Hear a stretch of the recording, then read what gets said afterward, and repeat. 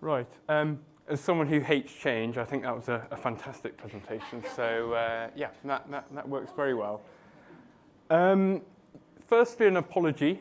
As you might be able to hear, my voice is a little slurred. I'm not drunk. I'm perfectly sober, but I've had braces put in, so please bear with me. I don't know why they put me up to this when I can't speak, but I do apologise in advance.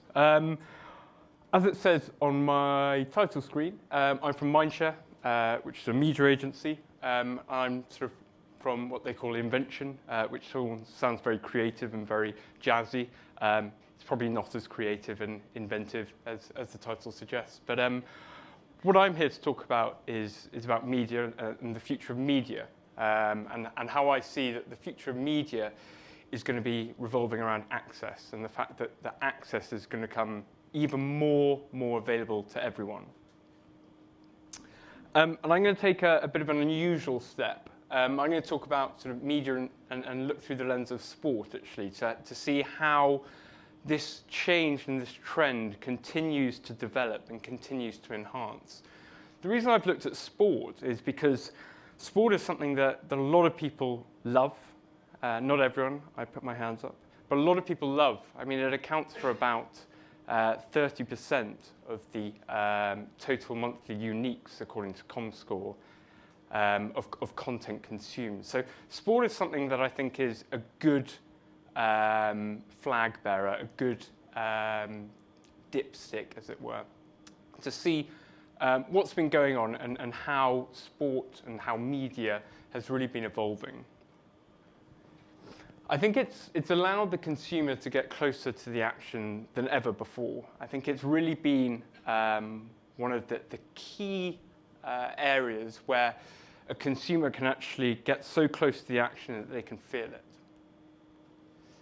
And I think obviously that the key driver, as we've discussed to a degree, is about digital, and how digital has been the pioneering force to connect the consumer with sport. I think what we've normally seen is that sponsors normally play the role of connecting the consumer. We've seen examples of the likes of Samsung with the Oscars. And I've seen actually a typo, which is good to see. Hopefully you've all seen that too. Just wanted to check that you were with me.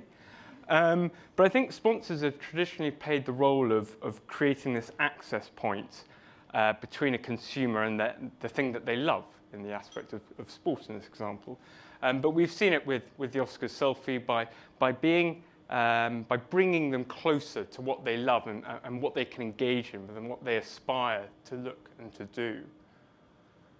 But the interesting thing that I've seen is that sports rights owners have really taken up the baton of trying to drive this access. And the reason, and again, you might think, well, why is he talking about sports rights owners? Is that I think that sports rights owners, having worked in that sort of industry for a while, are normally the last to adopt new practices. And the fact that these guys have really embraced this means that access is something that's becoming so important that we continually need to drive this as we move forwards. And as a textbook media individual, I'm now going to sort of show a couple of case studies which actually sort of bring this to life in a bit more detail. This is something that you might have seen that FIFA did around the World Cup, where they're talking about actually let's embrace what's going on and make sure that everyone's a part of it. So they had, according to FIFA, over 1 billion people went to their digital stadium, be that mobile, social, the app that they developed.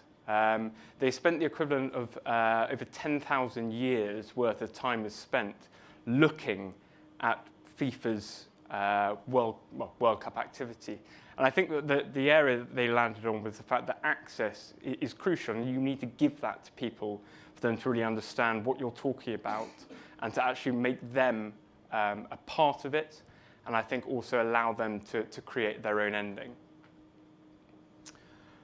One of I think the most fantastic examples that I've seen in recent months is with Formula E, and Formula E is a new sport in such where it's electronic Formula One, where actually as a fan, you can directly influence what goes on. So they've got something called the fan boost, where you can actually vote for your favorite driver, and that will give them additional boosts as they go around the track.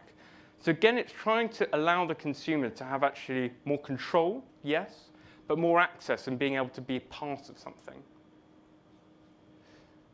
Just a couple of days ago with the Indian Premier League, which is a cricket tournament, they've recently sort of signed up a new deal with Twitter, where they'll be able to use Periscope, which is Twitter's new functionality of live streaming. I think one of the most fantastic examples of this partnership is that even if you don't have internet, you can send an SMS.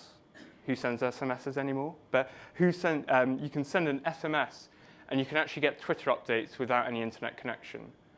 Now that's talking about access in a whole different way, and it allows you to actually sort of be able to take on board what's going on and be able to actually influence it.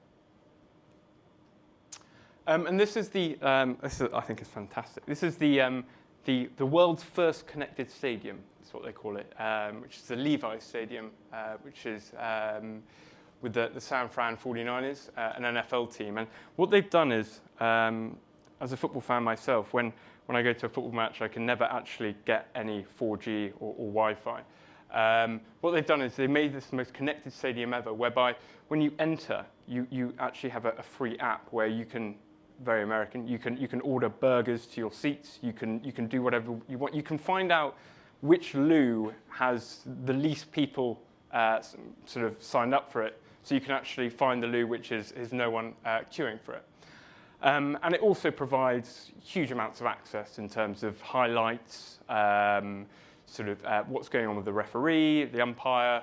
So again, it's just really providing the access to the fan in a way that when I started 5.5 years ago, never thought would be possible.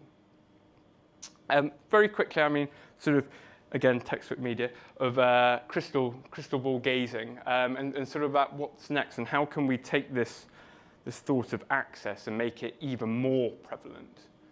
I think there are a couple of tools that I think we'll start to use more and more. You've got things like Periscope with Twitter, which again is the live streaming, and how brands are actually going to use that, and how, again, even in sport, but outside of sport, how can you actually use that to provide access, which is, again, what people want. They want access and they want control. You've got things like Oculus Rift, huge advancements taking on in terms of how can you use this to actually give more access and give more control. And finally, I mean, this is something that's, again, going back to the NFL, they're going to stream the Jaguars versus the Buffalo Bills, which is actually in Wembley later this year, on a digital platform. So again, you don't need to be at the game, you don't need to have a TV license to actually make that happen. So I think it's going to be an absolutely fantastic and fascinating couple of years in the industry, and I think from an access point of view. And things like Red Bull Media House, will there be more things like that as we move forward? So I hope you've managed to carry on, listen to what I've said. I can't really speak anymore, I've run out. So I apologise, but thank you very much indeed.